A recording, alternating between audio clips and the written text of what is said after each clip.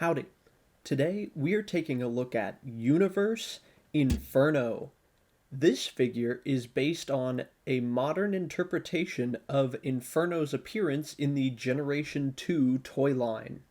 This figure features a water jet blast style projectile that can be launched from the blaster mounted on Inferno's arm.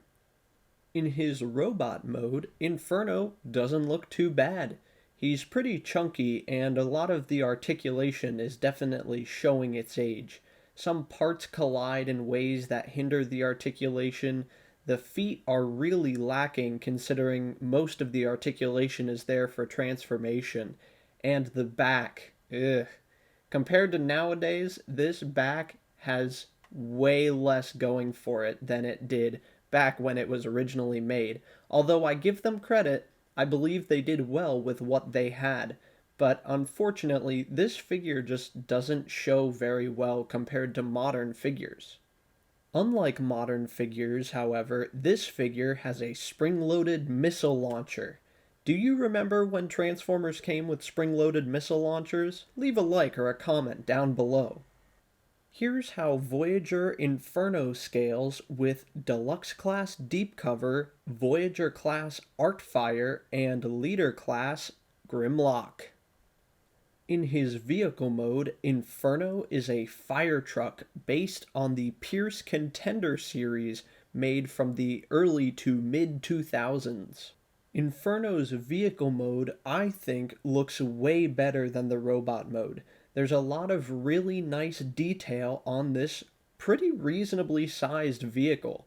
All of the details, like the 401 being the area code for Hasbro's headquarters, and all the panel lines and paint details lead me to believe that this is based on a real vehicle. Also, a lot of the parts really make this figure look flush in vehicle mode. Unfortunately, they don't really tab together all too well, so some panels just kind of flop around while you're using that. Another issue that I think could have been addressed is the top. Obviously, you're not always going to see the top of the vehicle, but underneath the water cannon is kind of empty. It would be nice if they could have included some panels that covered that up that might have added some more detail to the back of the figure in robot mode. Also, let's take a quick look at that water cannon in action. Let's see how it works on this Viacon downrange. Check this out. Here's how Inferno scales with Deluxe Class Deep Cover, Voyager Class Artfire, and Leader Class Laser Optimus Prime. I hope you've enjoyed this brief look at Universe Inferno.